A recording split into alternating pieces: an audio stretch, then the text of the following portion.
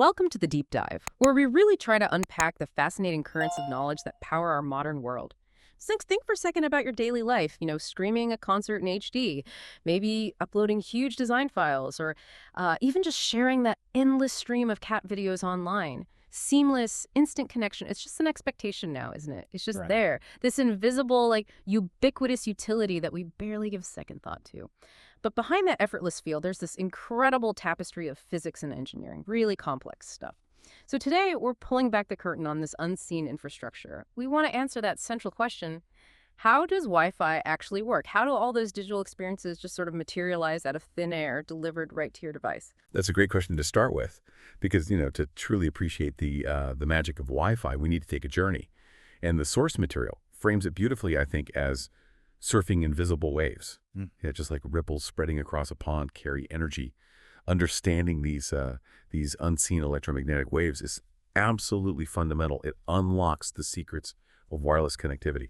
So we'll be looking at everything from the basic nature of these waves, their properties, which are often misunderstood, all the way to the really clever technologies that let them carry huge amounts of data at incredible speeds. And we'll even take a peek into the future, what's next for wireless connection.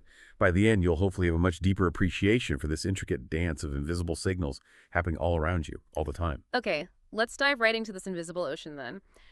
Our journey really has to start with understanding what these invisible waves actually are. So at its core, Wi-Fi works by using a specific slice of the electromagnetic spectrum. We usually call it the radio frequency band, or RF band. Now, this isn't some weird, dangerous kind of energy. These waves are basically cousins to visible light, the light you're using right now, or even X-rays that doctors use. The big difference between all these types of electromagnetic radiation is just their frequency and their wavelength. It's all part of the same energy spectrum, just different sections. That's a really crucial point. Wi-Fi mainly uses three frequency bands you probably heard of.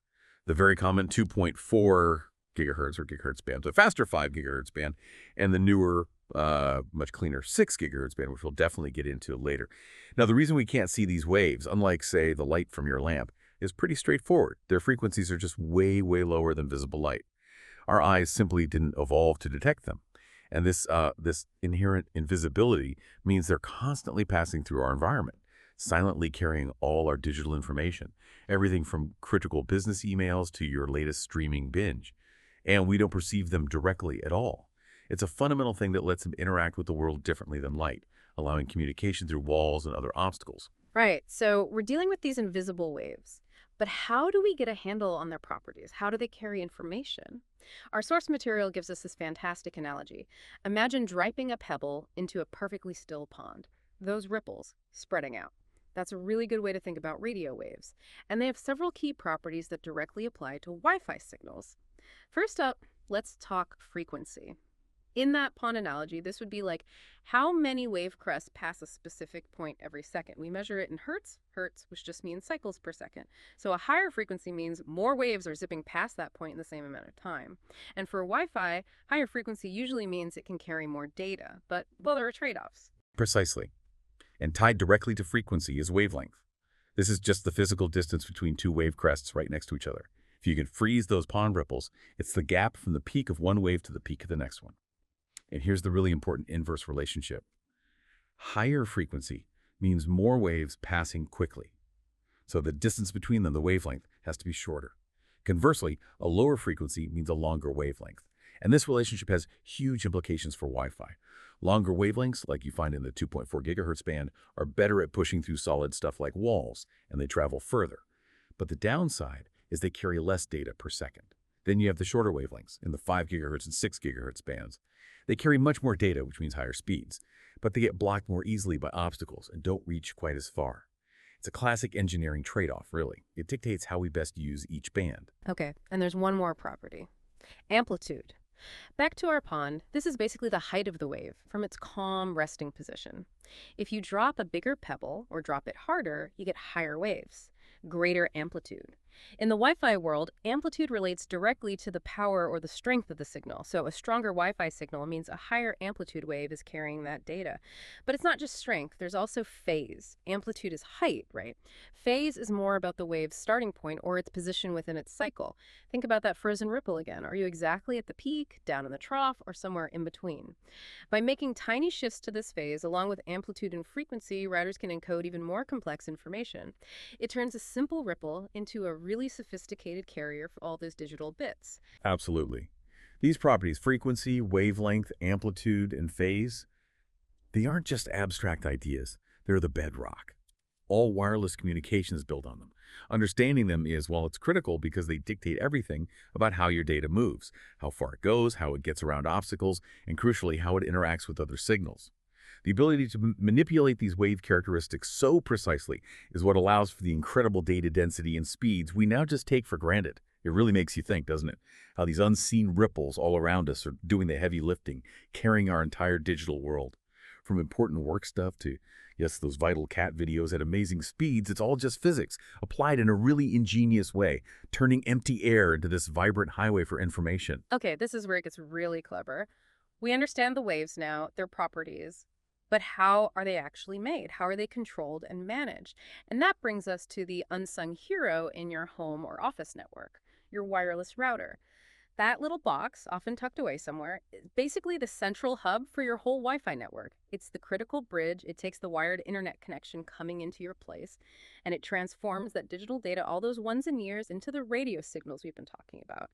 Then it broadcasts those signals wirelessly to your devices. It's really the orchestrator of this whole invisible performance, the conductor telling the waves how to carry your data. Exactly.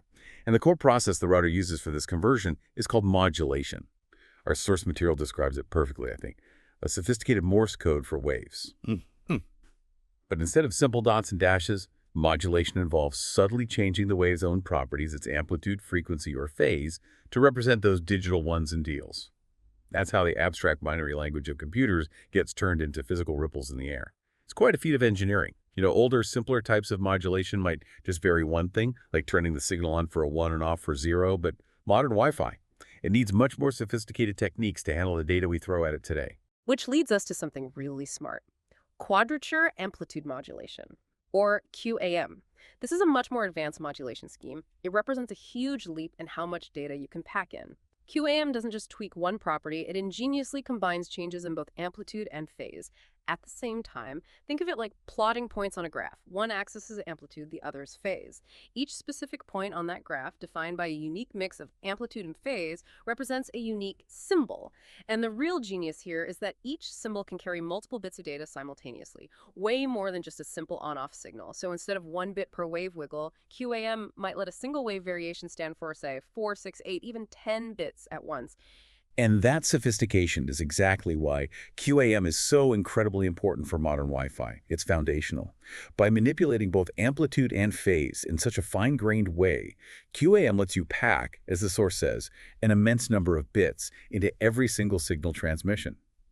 This ability is absolutely critical. It enables those high data rates needed for streaming HD cat videos or having a smooth video conference without constant buffering or freezing. Seriously, without advanced modulation like QAM, our Wi-Fi would be painfully slow. We'd struggle even with basic web pages, let alone the bandwidth-hungry things we do every day. It's like a massive multiplier for data capacity, turns a trickle into a flood. But modern routers are doing even more. They're going beyond a single ripple, as the source puts it. They're not just creating one set of modulated waves, they now use multiple antennas to do some really clever tricks. These tricks dramatically boost performance, range, and reliability. It's not just about blasting the signal out anymore, it's about optimizing how it's used and received. Right, which brings us to MIMO. That stands for multiple input, multiple output. And the source is spot on calling it one of the most significant advances in Wi-Fi history. It really is. With MIMO, a router, and actually many modern devices like your phone support it too, uses its multiple antennas to send and receive multiple streams of data simultaneously over the same frequency. This is just a game changer for both speed and efficiency in wireless communication. Let's go back to our pond analogy for this, but give it a twist. Instead of dropping just one pebble, creating one set of ripples, MIMO is like having several hands dropping pebbles, all perfectly coordinated. Each hand makes its own independent set of ripples, and they all travel across the same palm at the same time. These parallel data streams, they're called spatial streams, and they help you, the user, in two really important ways. The first benefit, and the one you probably notice most directly, is increased speed. Imagine you're streaming that HD concert or uploading a big video file. With MIMO, different chunks of that data can be split up and sent over different spatial streams at the same time. So the router isn't sending one long, slow stream, it's sending multiple shorter streams in parallel, all at once. This massively boosts the overall data rate. It makes your streaming smoother, your downloads way faster. For example, a router might have 4 antennas and support 4 spatial streams. Theoretically, that could quadruple your speed compared to a single stream setup. And the second benefit, which is just as important, is increased reliability, sometimes called diversity. This means, in certain situations, the same data can actually be sent over multiple streams. Now, why would you do that? Well, think about it. If one set of ripples, one spatial stream gets messed up, maybe it hits a thick wall, a metal fridge, or even just someone walking between you and the router, the other streams are probably still getting through fine. Your router and device use some really sophisticated processing to recombine these slightly different versions of the signal, basically ignoring the garbled parts. It makes the connection much more robust, much less likely to drop out, so your cat video doesn't freeze mid-pounce or your video call doesn't die at a crucial moment. Yeah, and the truly mind-bending part of MIMO is how the router, or your device, untangles all those streams when they arrive. Each antenna picks up slightly different versions of all the signals, maybe delayed or distorted differently by bouncing off walls and furniture. The processing chip then acts like, I don't know, a master sound engineer, isolating each instrument in an orchestra to perfectly reconstruct every single data stream. It's how you get immense speed and efficiency out of what seems like just a jumble of waves. Okay, alongside MIMO, there's another really smart antenna technology, beamforming. This is different from traditional Wi-Fi where the signal just spreads out everywhere like a bare light bulb. Beamforming actually focuses the Wi-Fi signal more directly towards your connected device. It's much more targeted. Yeah, exactly. Let's use our water analogy again. Normal broadcast is like ripples spreading in a perfect circle, getting weaker as they go out. Beamforming is more like cupping your hands in the water to push a stronger, more focused wave in one specific direction. Your router actively listens for the faint signal coming back from your device, your laptop, phone, whatever. It figures out where that device is, roughly. Then it cleverly adjusts the timing, the phase, and maybe the power, the amplitude of the signal sent from each of its multiple antennas. This creates constructive interference, where the wave peaks add up, pointing towards your device, and destructive interference elsewhere, where they cancel out. So what does that mean for you, the listener? Well, the benefits are pretty direct. By concentrating that signal energy right onto your device, beamforming gives you a much more stable connection. It's faster, and it often has significantly longer range. Instead of a weak, diffuse signal barely reaching the back bedroom, your device gets a stronger, more focused beam. It can make a really noticeable difference, especially in bigger homes or offices. It just shows how intelligent these invisible waves can be, adapting to your needs. Okay, so we've really dug into how the router creates these complex, invisible waves and smartly directs them. But for that data to actually become your movie, your call, or, yes, your cat video, your device has to catch and understand those waves right. Your device, smartphone, laptop, smart TV, even your fancy internet-connected coffee maker plays an equally vital part. Each one has its own Wi-Fi adapter, basically a little radio inside, complete with its own antenna and receiver. This adapter is like your device's ear listening carefully for those invisible ripples sent out by the router. That's right. And once that Wi-Fi adapter captures the incoming radio waves, it performs the exact opposite process of what the router did. It's called demodulation. So if modulation was the router encoding the ones and twos into those wave variations, amplitude, frequency, phase, demodulation is your device decoding those variations back into the original binary data. That's how the information for that cat video, for example, gets perfectly reconstructed into its digital form. Then it's ready for your device's processor to handle and show on the screen. It's this perfectly mirrored dance, encoding on one end, decoding on the other, translating from physical waves back to digital language. And the speed and accuracy of this demodulation, absolutely critical for keeping those high data rates and that stable connection. Now, here's a challenge we often forget about. Your Wi-Fi network isn't usually just one router talking to one device. It's a shared space. You might have multiple devices in your own home all trying to talk to the router, and then there's your neighbor's Wi-Fi network, maybe right through the wall, doing the exact same thing. So, to stop it all descending into total chaos, with everyone shouting at once over the airwaves, Wi-Fi relies on a set of rules. Protocols. These are laid out by the IEEO 802.111 standards. You might have seen names like Wi-Fi 5, that's 802.111ac, or Wi-Fi 6, 802.11ax on your router box. Those names refer to specific generations of these absolutely essential rules. And one of the most critical ways these standards manage this shared airwave space is through channels. You see, the 2.4 gigahertz and 5 gigahertz frequency bands aren't just one big pool where everyone splashes around randomly. Instead, they're carefully divided up into smaller, distinct lanes. Think of it exactly like a public swimming pool that's the whole Wi-Fi band divided into multiple, clearly marked swimming lanes. Those are the channels. This division is absolutely vital. It lets multiple users and multiple devices operate in the pool at the same time without constantly bumping into each other. Or, more accurately, without their signals colliding and causing interference.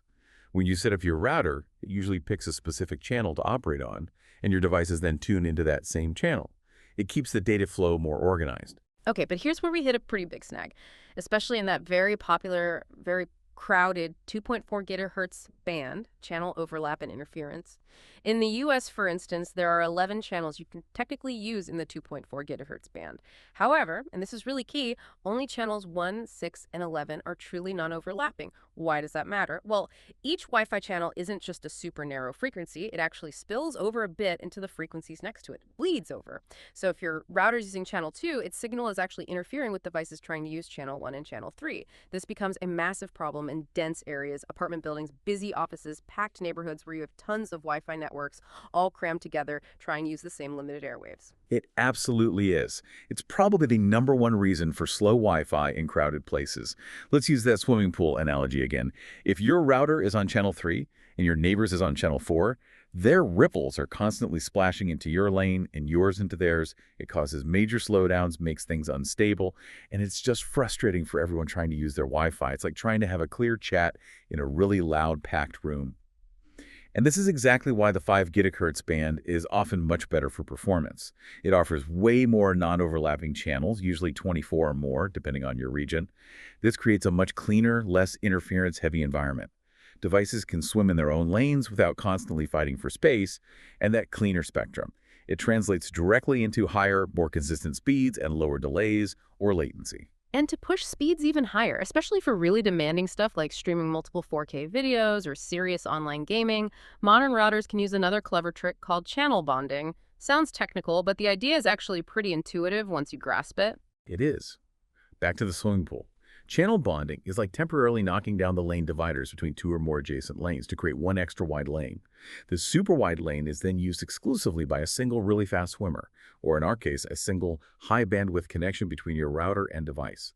For example, in the 5 gigahertz band, a router can bond two standard 20 megahertz channels together to make a 40 megahertz channel.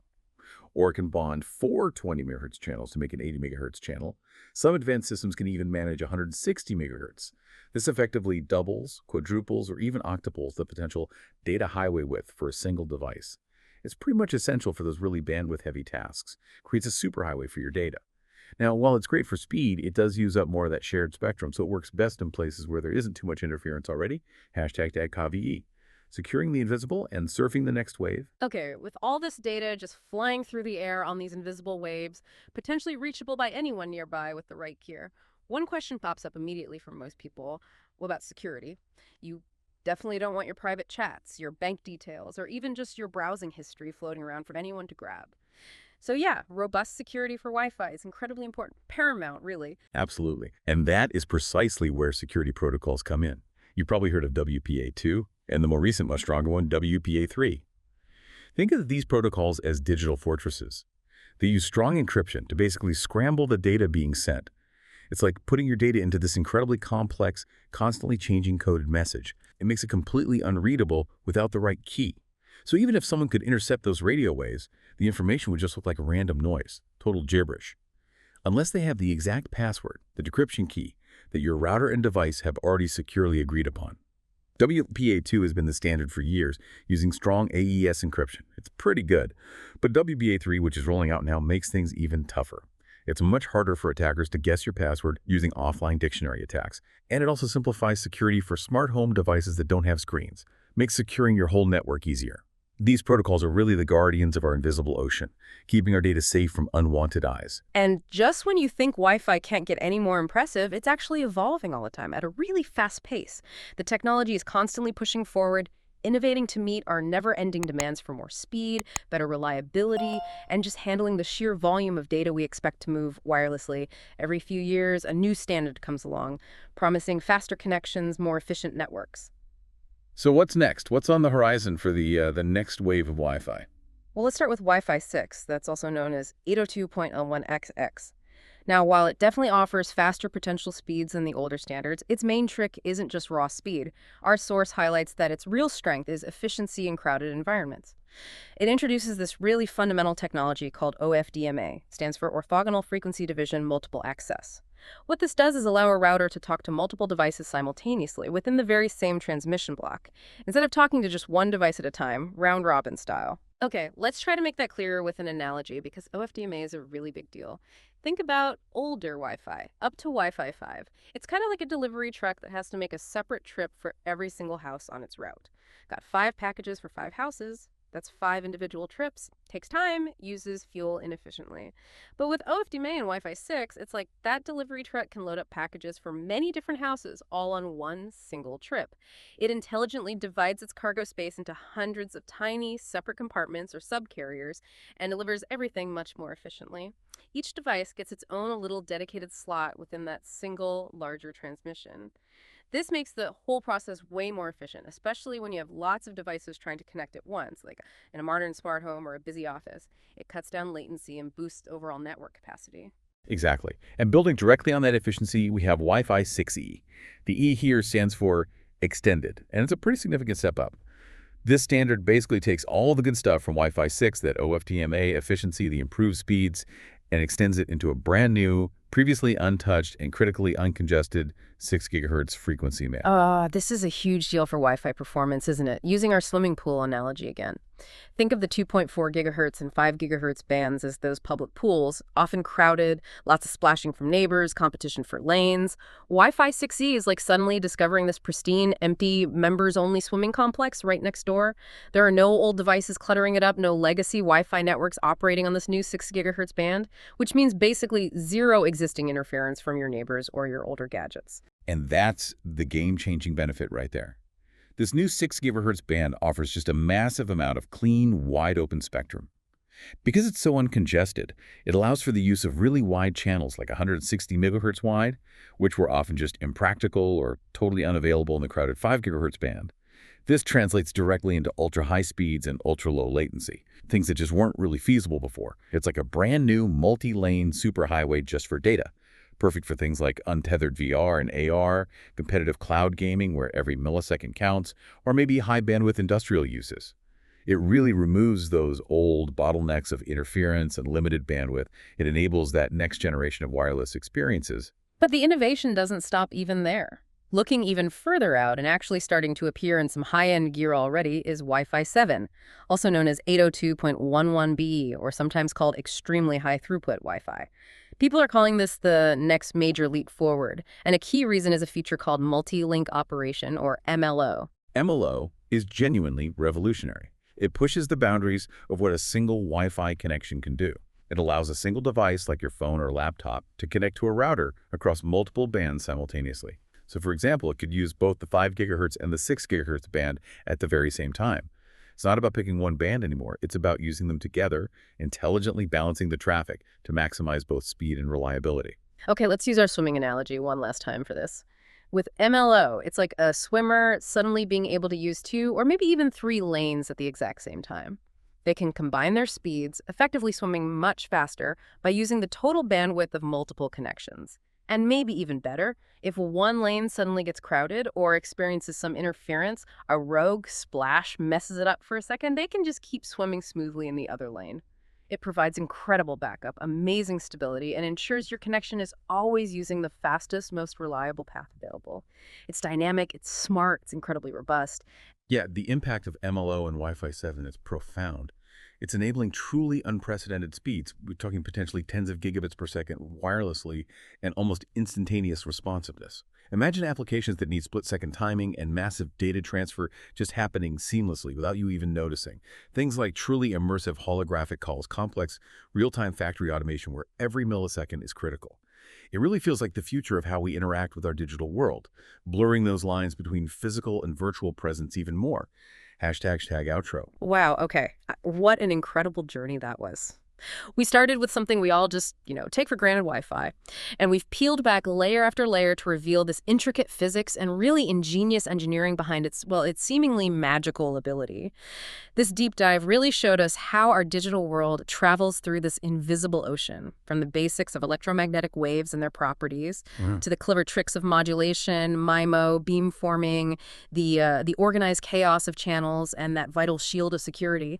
We've seen how our devices navigate this unseen medium with just astounding speed and precision, all working nonstop to bring us our digital lives. Indeed. So the next time you effortlessly stream that movie, have a perfectly clear video call, upload a huge file, or just share something online, maybe take just a second to appreciate that incredible intricate dance of frequencies, spatial streams, modulation techniques, and security protocols happening constantly, invisibly, all around you.